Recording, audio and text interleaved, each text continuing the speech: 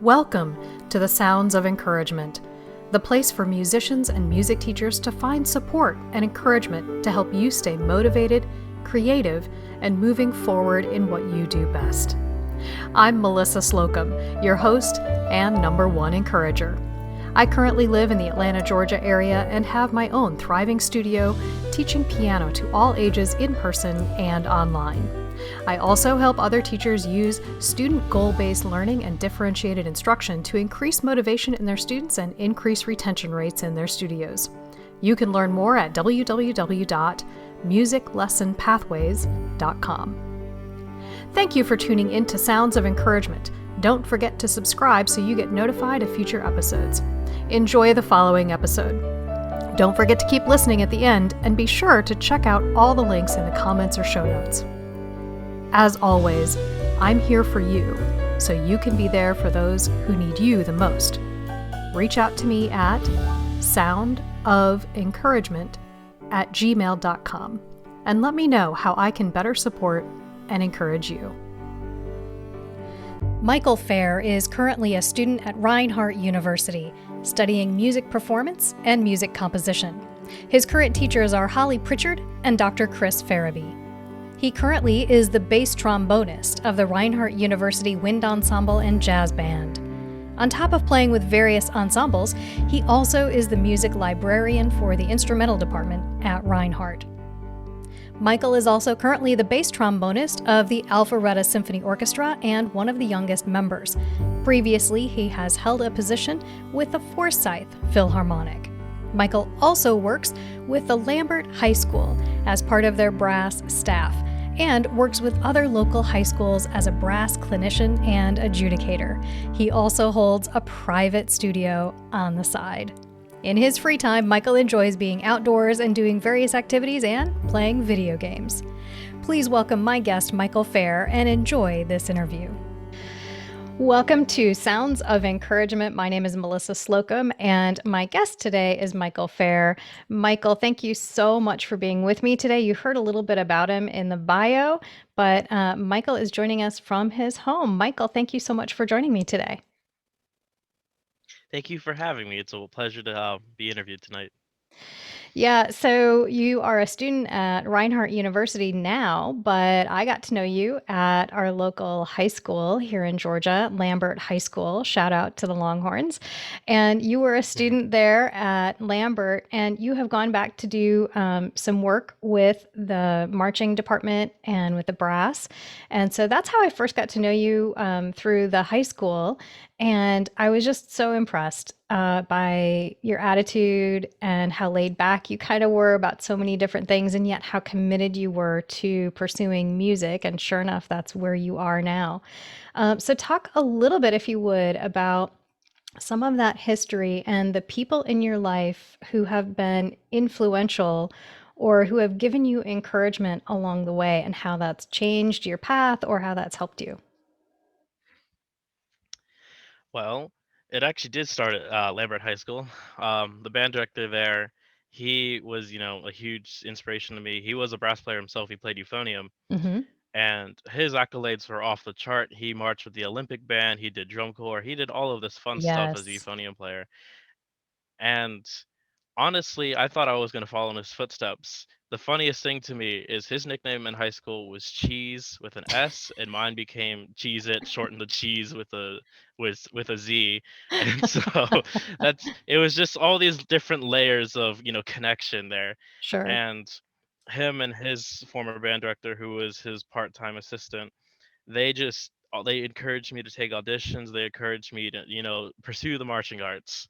And as time went on and I got ready to graduate, I realized the marching arts were a little too it was too different than what I wanted to do. I didn't quite want to spend my life in marching band. I liked it at the time, Right. and I was physically tired, but I still liked teaching it, and it was a lot of fun. But I ended up settling on doing music performance instead. And so, but he was just a very wonderful man, very encouraging. He sat and listened to my auditions, and They both gave me wonderful advice when I ran off to go do my auditions. Oh, so can you give us, without, sharing any personal information, can you share us like a piece of advice that they shared with you that was encouraging or helpful? I can't share the assistant's one, but I will share what my band director said to me, and he's like, Michael, you sat down, you came into this band room not knowing your scales, and now you're walking out knowing them in multiple octaves, and you have taken all the right choices to become better at a very odd instrument. You don't see Mm, many high schoolers walk out being a bass trombonist. You see many high right, schoolers walk out being a trombonist. right. And he's like, you you know exactly what you want and you're gonna take it. Good luck. Wow. A profound moment. So what did you like, what was your reaction to that? I mean, I hugged him and cried a little. Yeah. He's very huggable. Yeah. He is very huggable. So, what had you considered a totally different career path before that, or had you just kind of said, "I'm not really sure what I want to do yet, so I'll just wait"? Or what had you been thinking about before then?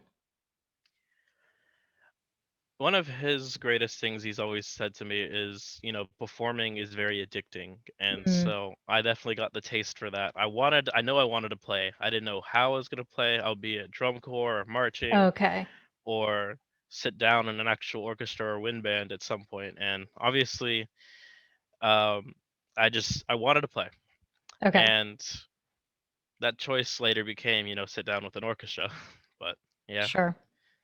So, for those who do not know and who are not familiar, can you share the difference between a trombone and a bass trombone, and the difference between bass trombone and euphonium, briefly?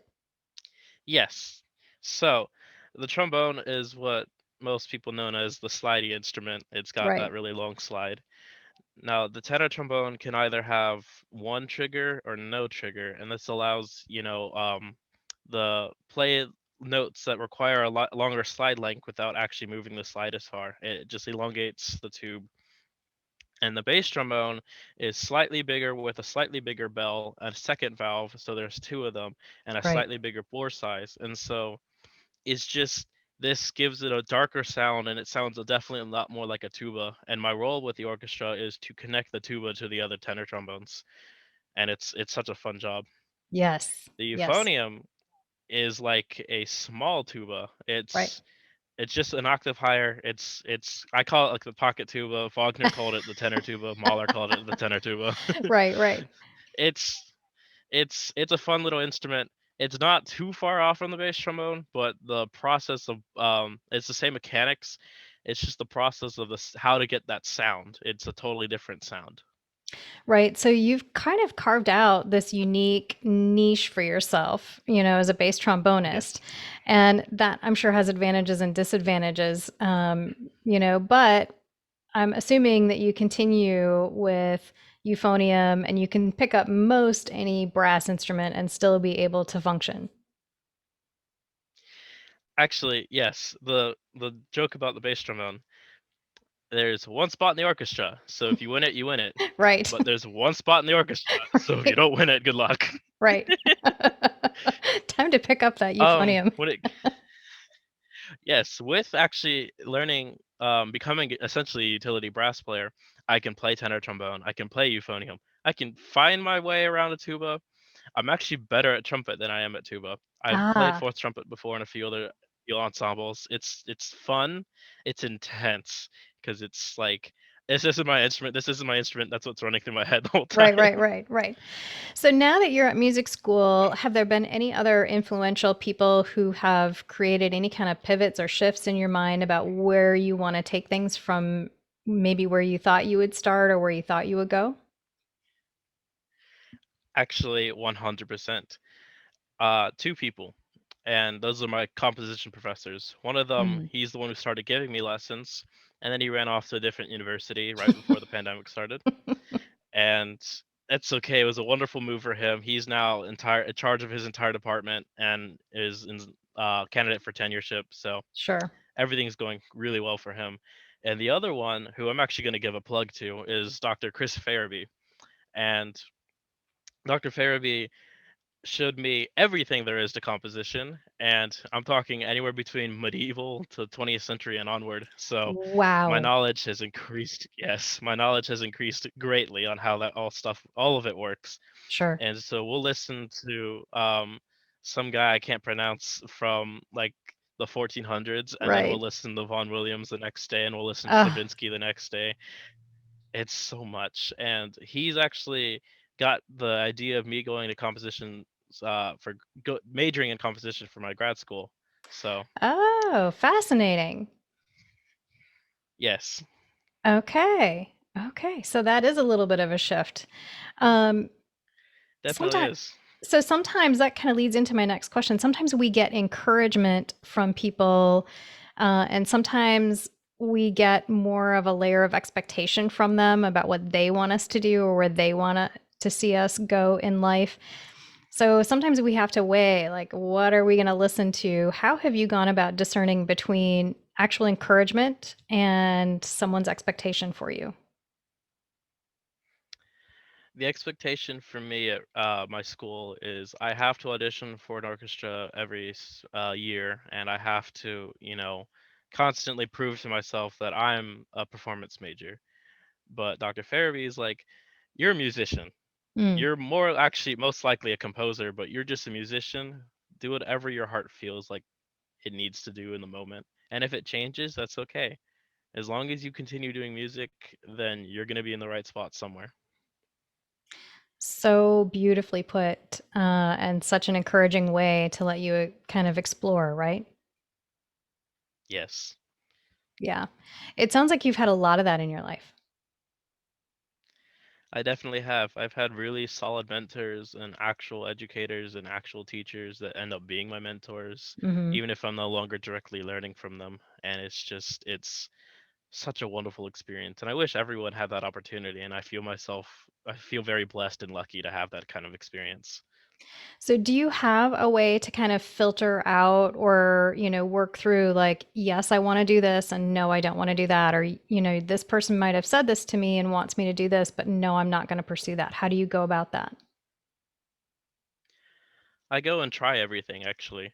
Ah, I get calls for jazz bands or Latin fusion bands, or I get calls for orchestra gigs or wind band gigs or conducting, and I go and try it, and I'm like, okay, I kind of like this, or I had a really fun time, but it's not quite the thing I wanted to do, or it's I don't want to be here. Please take me home. yeah. If your own personal rating system, I love that. But that's true Yes, because if it doesn't resonate with who you are and what you want to do, then you can kind of immediately say, check that box and say, been there, done that, don't need to do that again. yes, and I try to use those moments though to build up those skills just in case I ever have to do it. And that's one lesson one of my teachers taught me actually was um, always make sure you have that skill, even if you don't like it or Mm. don't want to hone it. It's better to hone it just in case. You make yourself more marketable in the long run. Well, and if there's ever a time we have had to actually do that, I think it's been during a global pandemic. People are doing things they've never really had to do before, but they've had to call up skills maybe that they haven't used since music school. So that leads me into that next question about the pandemic. What has kept you staying positive, creative, and moving forward during a really obviously incredibly difficult time, not only for musicians, but music students and everyone else on the planet too. But what has kept you in particular creative, hopeful, able to keep going? Well, right before everything started, actually, I had a little bit of a mental health crisis, Mm. and so I was pretty much at the bottom rung when everything started. And I count myself very fortunate to be able to come home and just sit and have nothing to do but be able to create. Oh, And I watched wow. other people create. Yes, and I watched other people create, and I watched all these multi-track videos, of everyone Mm-hmm. across the world making all sorts of music videos, and I'm like, That's really cool. I'm gonna try that. And none of my stuff got published because I got nervous and Yeah. self-conscious. But I tried, and I sat here literally in this chair just honing my skills. And as I got better, it made me feel better. And progress is the biggest encouragement you can give yourself usually. Wow. And just watching my abilities go from collegiate level to advanced collegiate level and stuff like that, it was just that's what kept me like positive and happy. And sitting here talking to people all the time, watching these amazing collaborations globally, I focused on all the positive stuff as much as I could because I needed to, and I did it. Okay. So, wow, there's so many great nuggets in there. One, sorry you had to go through such a hard time. But, one of the things that I've noticed too is that I feel like it is, and I've said this in other interviews too, I feel like it's the creatives who have gotten the world through this time. So, whatever creative industry people are in, it's the creatives who have found a way to stream, who have found a way to collaborate, who have found a way to create and produce amazing stuff to help the rest of us cope. And it's interesting that not only did that serve you as a way of, giving you something positive, but then fueled your own creativity to take on some of those similar types of projects. It really was a silver platter like presentation there. And I also spent all that time listening to all sorts of music I wanted to listen to but never had a chance to, Like I could Sure. only listen to stuff when I was driving to different places at the time. But now that I'm sitting here 14 hours a day, I'm like, you know what? I'm going to listen to this, or I'm going to try listening to this kind of music. This excuse me, this kind of style or that. And it was just wow, people have huge imaginations for creativity. And so if they can do it, why can't I? Yeah, and that actually leads me to another question too that I wanted to touch on is, you know, um, in some instances, I think going through hardship or going through tough times or trying to overcome something actually can spark creativity. How has that shaped you in terms of your creativity? Dr. Ferebee knows this, and I know it really well too because, a pandemic happened. Mm-hmm. Um, it's a great way to process things. Mm, It's a great way to get out all the emotions that you're not even sure how to say. And Dr. yes. Ferebee and his teachers actually are a huge advocate for this. And it's music is such an ethereal thing that trying to put words to it just it adds too many labels and too many you're trying to compartmentalize too many different layers. And the fact that it's just this ethereal, I can't think of the other word I'm trying to say right now, but just it's there. It's not language. It's a kind of Right. language, but it's not Right. language. It's kind of emotion, but it's not emotion. It's music, and that's how we can create us as musicians. Is that's how we can channel our emotions and our feelings and processing trauma or processing happy things, and all of it Right. appears, and that's how you can tell someone's story. That is such a profound uh, thought. I love that because I think a lot of us are afraid of hard times. A lot of us are afraid of going through difficult things. We're afraid of that mental health crisis or breakdown. you know, we're afraid. And yet, when we stop to think about the fact that, what we do as musicians, yeah, as teachers, it's a way to help ourselves express what we're going through. It's a way to help others express what they're going through. It becomes this amazing and beautiful, wonderful thing. I don't even want to call it a tool because it's so much more than that. So, what a wonderful thought to share because I hope if you're listening or you're watching this, that you're feeling that in the same way that I'm feeling that right now, that it's hard to go through what we've all been through, but how beautiful is it to work through it with music as part of our language, as part of what we're able to use to process. So wow. And it's a very hopeful, I think once you, even if you express some of the really terrible emotions, some of the trauma, like you said, once you're able to get that out, Are you able to, have you found more, I don't know, what have you found on the other side? Have you found hope? Have you found positivity? Have you found more creativity, more energy? Yes, actually. Initially, I started writing, a series of piano sketches, and most of them ended up being very dark because I needed to process all of it. Mm. But as time went on, they started ending in major keys and they started ending with a positive light.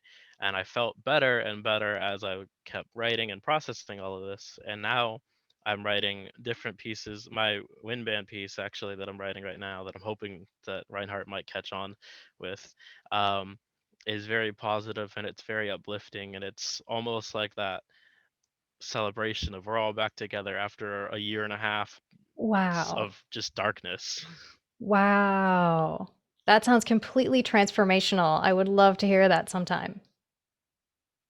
Of course. Wow. Yeah, it's just amazing. Actually, I'll I'll talk about this project a little bit. Is our Reinhardt's president, Dr. Mark Roberts, he did this. Was a messenger actually for this series back in April and March of last year, called Faith Not Fear. And Mm. there's a lot of religious context to it, but in the end, the message was it's okay to accept that you're afraid, but you need to just have faith that we're going to move forward, we're going to push on, we're all going to be here still, and we have to just continue moving on. And it's I've been surrounded by some very amazing word poets and musical poets, and having all of that at my you know to just enjoy has been incredible. And I'm so happy I can have all of that positivity in my life. Wow, what a supportive community. As difficult and as rigorous as any music school can be. I think that is the one glorious part of it is the community of people that you're surrounded with who are also going through the rigor and going through the difficulty, but also sharing the level of support and camaraderie that you have when you're in that environment. It it's truly something special. It's definitely a hard thing to find, but once you do, once you find that tight-knit community that's just always positive like that, no matter what, then you found something really, really, really special and you should hold on to it. Yeah.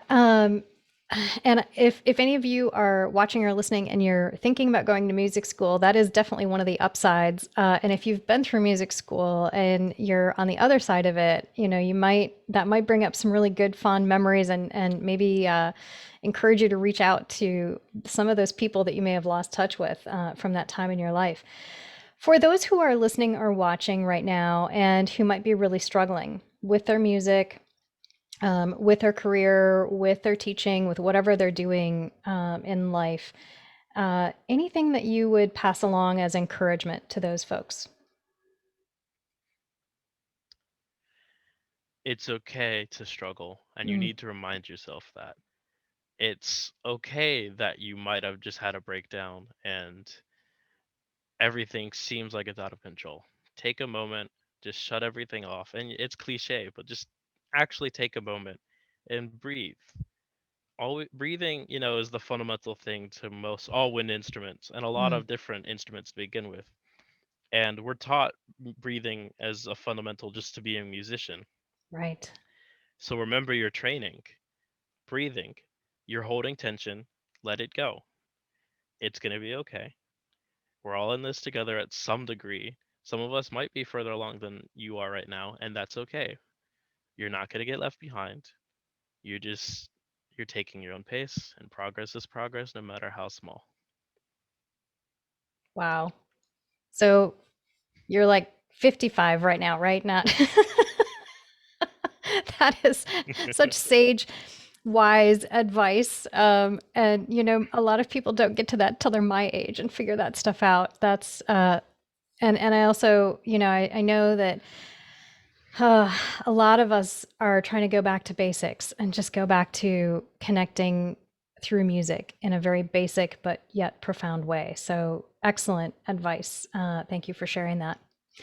I want to move to probably my favorite part of these episodes, which is the music. And you have shared four of your top five. And by the way, all of these are linked in the show notes. And I encourage you to listen to every single one of these all the way through. Some are short, some are a little more epically long, but all well worth the listen. So I'm going to share the screen. This first piece that we're going to listen to here, we're just listening to an excerpt. And I wish we could play this whole thing, but I can tell you from listening, I've listened to the whole thing. This is just one of the most amazing pieces. And I'm going to let you talk about this one afterward. But this is sort of a, I guess we could mention like a hymn almost section. You'll hear parts of the doxology here. So this is Northwestern University Symphonic Wind Ensemble, and this is part of Rising.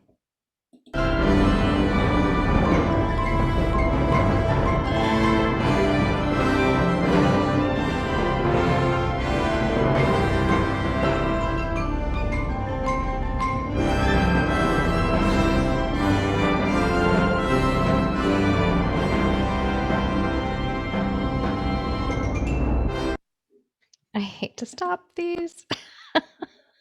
Talk about that one. Actually, I'm gonna read Dr. Maslenka's notes Yes. from this. Yes, please do. I have the full score here. Okay, this is fairly long, but it's worth it, I promise. Okay. Composer's note. This is for the Symphony Number 4 by David Maslenka. The sources that give rise to a piece of music are many and deep. It is possible to describe the technical aspects of a work, its construction principles, its orchestration, but nearly impossible to write of its sole nature except through hints and suggestions. The roots of Symphony Number 4 are many. The central driving force is a spontaneous rise of impulse to shout for the joy of life. I feel it is the powerful voice of the earth that comes to me from my adopted western Montana and the high plains and the mountains of central Idaho. My personal experience of the voice is one being helpless and torn apart by the power of the thing that wants to be expressed. The welling up shout that cannot be denied. I am set aquiver and forced to shout and sing. The response in the voice of the earth is in the answering shout of thanksgiving and the shout of praise. Out of this hymn is the hymn tune. Out of this is the hymn tune Old 100, as well as several other hymn tunes, like Bacharach's Only Trust in God to Guide You and Christ Who Makes Us Holy, and original melodies, which are hymn-like in nature, form the backbone of Symphony Number 4. To explain the presence of these hymns, at least in part, and to hint at the life of the symphony, I must say something about my longtime fascination with Abraham Lincoln. Carl Sandburg's monumental Abraham Lincoln offers a picture of Lincoln in depth. Lincoln's close friend David R. Locke saw him in his coffin. According to Locke, his face had an expression of absolute content, of relief at having thrown off of an unimaginable burden. This same expression had crossed Lincoln's face only a few times in life, when after a great calamity he had come to a great victory. Sandburg goes on to describe a scene from Lincoln's journey to the final rest at Springfield, Illinois. On April 28th, 1865, the coffin lay on a mound of green moss and white flowers in the rotunda of the Capitol building in Columbus, Ohio. Thousands of people passed by each hour to view the body, and at 4 in the afternoon, in the red gold of a prairie sunset, accompanied by the boom of minute guns and a brass band playing Old 100, the coffin was removed to the waiting funeral train. For me, Lincoln's life and death are as critical today as they were more than a century ago. He remains a model for this age. Lincoln maintained in his person the tremendous struggle of opposites raging in the country in his time. He was inwardly open to the boiling chaos, and out of which he forged the framework of a new unifying idea. It wore him down, and it killed him, as it wore and killed the hundreds of thousands of soldiers in the Civil War, as it continued to wear and killed by the millions up to the present day. Confirmed in the world by Lincoln was the unshakable idea of unity of all the human race, and by extension of the unity of all life, and by further extension, the unity of all life with all matter, with all energy, and with the silent and seemingly empty and unfathomable mystery of our origins. Out of chaos and the fierce joining of opposite comes new life and hope. From this impulse, I use Old 100, known as the doxology, a hymn of praise to God. Praise God from whom all blessings flow, Gloria and Excelsis Deo, the mid-16th century of setting Psalm 100. Psalm 100 reads in part, Make a joyful noise unto the Lord, as all ye lands. Serve the Lord with gladness. Come before his presence with singing. Enter to his gates with thanksgiving, and into his courts with praise. Be thankful unto him and bless his name. I have used Christian symbols because they are my cultural heritage, but I have tried to move through them to a depth of universal humanness, and to an awareness that is not defined by religious label. My impulse through this music is to speak to the fundamental human issues of transformation and rebirth in this chaotic time. David Maslenka. Wow. Thank you for sharing that. I think the coolest part about this symphony, it wasn't written in 2000s. It was written, I think, sometime between 1980 and 1990. I'm not too sure about that. People can fact check me on that, but Okay. it wasn't written yesterday. Several Right. more works have been come out since then, and actually Dr. Maslenka died in 2018. But the fact that this symphony applied to his time and it applies to our time today encourages us more to, be human and accept unity in humanness. Mm. And what a profound message, especially after the last year, right? Yes, 100%. Yeah, interestingly enough, so I listened to the whole thing and I hear so many different influences in there, including almost there's a section that sounds Gershwin-esque. And there are some other sections that are very experimental and modern sounding. And then there's all this hymn like material and this very traditional kind of symphony kind of sound. And my takeaway from listening to that whole 28-minute track was, boy, if you listen to this whole thing and you don't come out the other side hopeful, then something is wrong, because you cannot help but listen to this and feel uplifted at the end. Would you agree? 100%. He actually, in my opinion, he almost throws you into things that you haven't confronted or haven't fully processed in the midst of it, and helps you process and overcome. And with the big glorious hymn at the end, it's just everything feels so much better. Yes. Wow. Huge, huge allegories there. Really wonderful. Thank you so much for sharing that whole piece with everyone, and then the notes and just your takeaway from it. Did you first find that piece? Well, when did it come into your life? I've known a little bit about Maslenka because one of my band directors was a huge fan of him, and I think he either studied with him or studied under him per se, with quotations. Okay. But it just his music is very big and bombastic, and a lot of people don't like it because it's like that. But Symphony Number 4, his fourth symphony, is it's incredible, and it's actually I found the score to that, and I'm like, I gotta listen to this, and so I was given the score, and I'm like, okay, I have to sit down and really process this, and so I first just listened to it, and then I listened with the score, and it's an incredible journey that I still love taking. I take it at least maybe twice a week. Oh, wow. Yeah. Yes. That should be a prescription. Like if you were right? Like if I'm a psychologist, that would be, if I'm a psychiatrist, I'm going to write that exactly to all my patients. Listen to this twice a week. Yes. I mean, music is a good medicine. It's not laughter they say is the best, but music's a pretty solid second in my opinion. Oh, yes, definitely. Okay, let's move on. I want to share this next one. This is Song for Health. This is a collaborative project. And this is, um, okay, I think we're good. Oh, nope, I just turned, there we go.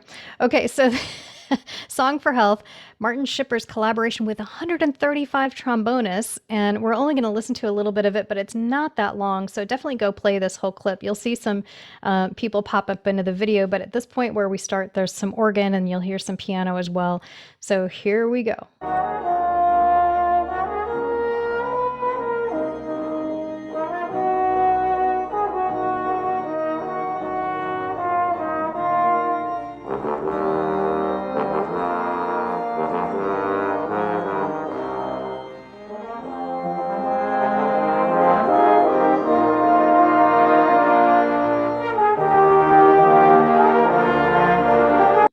Oh, Go listen to the whole thing. I love all these pieces. Stephen Verhelst, he's the composer. He took a melody from one of the pieces he was currently writing for Barton Skippers, and he's like, you know what, the world needs a little bit more unity right now, and so he created the Mm. song for health. And he's done stuff like this in the past. When Japan had its massive earthquakes, he wrote the song for Japan as awareness to, donate to Japanese charity and just raise awareness to the crisis they were in.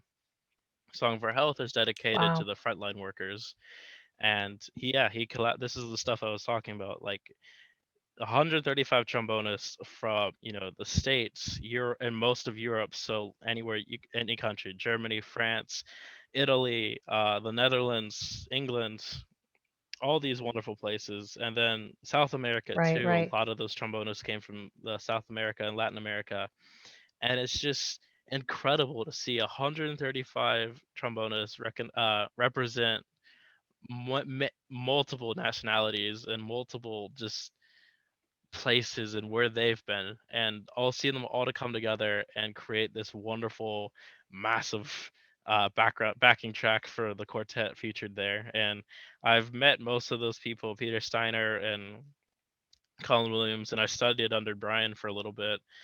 And just Martin is an amazing trombonist, an amazing person, and an amazing artist, and his ability to create, and he came up with the idea of the collaboration, and it's just, it definitely brings that sense of unity, having 135 people, share the same screen together.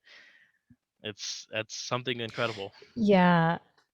It's a very hopeful, encouraging thing to look at as well as listen to, because you do understand as you're looking at all of these musicians, the international community, and that we all share a common language of music, and that is very uplifting. We're going to move to this next piece that you've selected. This is Brian Hecht, and I'm not sure I'm going to pronounce this correctly, performing the Ordner Seg. Yes. All right, and then we'll talk about this on the other side.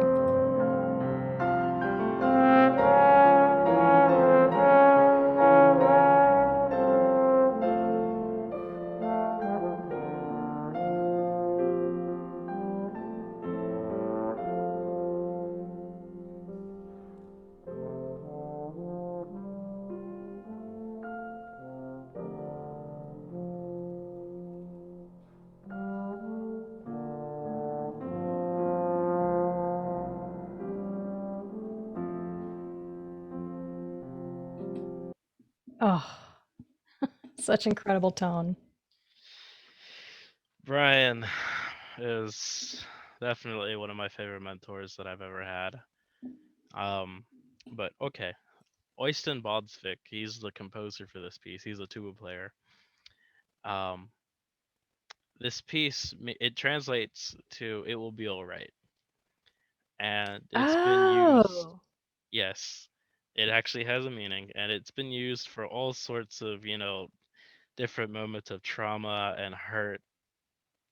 Um, that shooting at UNC's Charlotte, or I think it's either Charlotte Chapel mm, Hill, but at UNC, was devastating, and so their trombonist, actually, Dr. Marks, he performed this as a charity concert afterwards, and wow. it's uplifting, it's calming, it's encouraging. It will be all right. And so I constantly listen to this, just to remind myself it's gonna be okay. And I also like listening to my teacher because Brian has a wonderful sound, but Mm. it's the message that he can expertly portray of, you're going through dark times, but it's okay. It's gonna be all right. That's so interesting to hear that, because I listened to the track and I felt very calm and just very peaceful, because through the whole thing there's no, like, I feel like we listen to professional musicians and at some point we expect this really fast virtuosic, kind of melodic work, or something really really amazing and technical. And this piece in particular is just so lyrical, so smooth, so continuous and just so beautiful that there's really no need for any kind of other embellishment. It's just pure and beautiful on its own. And that's part of why I really enjoyed it. And I so appreciated listening to it. But now knowing that story, that history behind it, that makes perfect sense. To me, it's a literal song of encouragement. It's just, Yeah, wow. Thank you for yeah, sharing that one. Okay, so this of last course. one is Elgar. And let me share screen here. And this is the finale. Okay, so this is from the Enigma Variations. Interesting symphony orchestra of India here too as well. And we're just going to listen to about 15 seconds of this one.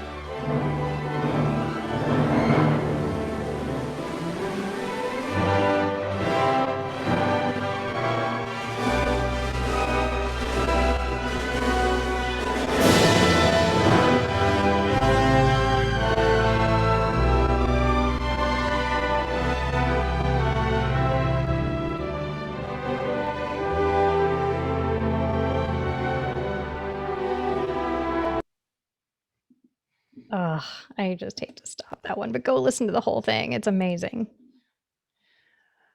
The Enigma Variations. That is my favorite non-symphony piece of all time. Okay, so when did And you first encounter this? actually, I got to play the Enigma Variations, the band transcription of it, in high school. And Yeah. that, I think, is what really set me off on my performance journey, is the fact that I got to play this Okay. masterwork level program, and Yeah. playing bass trombone on it was just incredible. It's a lot of hard music, and that's what I kind of realized after that performance. And I'm like, that's what I want to do for the rest of my life, is play that. Mm. The story to it is, really interesting. Elgar sat down one day after teaching and at his piano, and his wife came up to him and she's like, "Why don't you just improvise instead of, working on fundamentals?" And he's like, "Okay." And so he came up with the original tune, which is what it's the actual piece is called Variations on Original Theme. And so he comes up with a theme, and over time these variations became different people he admired, or at least in some regard. Um, there's, I think, the fourth variation is actually about a dog, but that's neither here nor there. Um, most people know the seventh variation, I think it is, Nimrod. And, that's the more Hmm. famous of all of these. It's played at a lot of, Right. I mean, it's huge in British culture. The finale, though, is interesting to me because it's Elgar's movement. It's this variation's about him. But Nimrod also makes an appearance, as well as the first variation for his wife. Both of the themes make an appearance on top of everything else that's going on. And that moment you just shared actually is normally when the organ comes in. And I haven't found a recording I like that either has excuse me, very solid brass or very solid organ at the tempo I want. I've never found Ah, anything okay. in between, but it has, it's this really big upward moment. The Nimrod just concluded. It's past the wife's theme again. And so it's just this very big, here I am, I'm Elgar, this is about me. And it's usually backed up with the organ, and it's such an amazing sound. Everyone's going as hard as they can. The alto trombone Yeah. part's singing above the rest, and it's incredible. Yeah. Yeah. Very triumphant. Yes, very, very triumphant. Yeah. So this music, this piece, not only did you experience it and get to play it in high school, but it sounds like just the piece itself is still very uplifting to you. It really is. He helped, like, there are a few variations that he actually wrote to help those people process things. I think one of the women he wrote for, her variation was to help process her husband who was lost at sea and stuff like that. Mm, And so it's supposed to uplift them, and it's supposed to help them. It's representing everything who they are, and I think he did an amazing job capturing that. And we all know Nimrod, and Nimrod captured his friend who he right. Right. held. in high regard for. And is the fact that he can even sit down and make that triumphant noise for himself too was very important, I think. Yeah. And it's not an arrogant piece, it's Right. triumphant, it's uplifting, it's encouraging. Yeah. Yeah. Wow. What a great place to leave it right there. Thank you so much for joining me for this podcast. Is there anything else that you would like to share with people watching or listening? Um, let's see. Music, is I think one of the greatest creations, and you can argue about its origins all day, as long as you accept that it's one of the greatest creations to ever exist and will continue to exist. And that I think that's a Hans Zimmer quote, which is like, after the fastest machines are built and the largest Mm, computers are built and everything, at the end of the day, no matter what, someone's story has to be told. And this applies more to artistry overall, but someone's story has to be told, right. and someone has to tell that story. Yes. And that's what great composers do, tell stories. Yes, and it's an honor. It's an And honor being here and everything to share my story here. yes.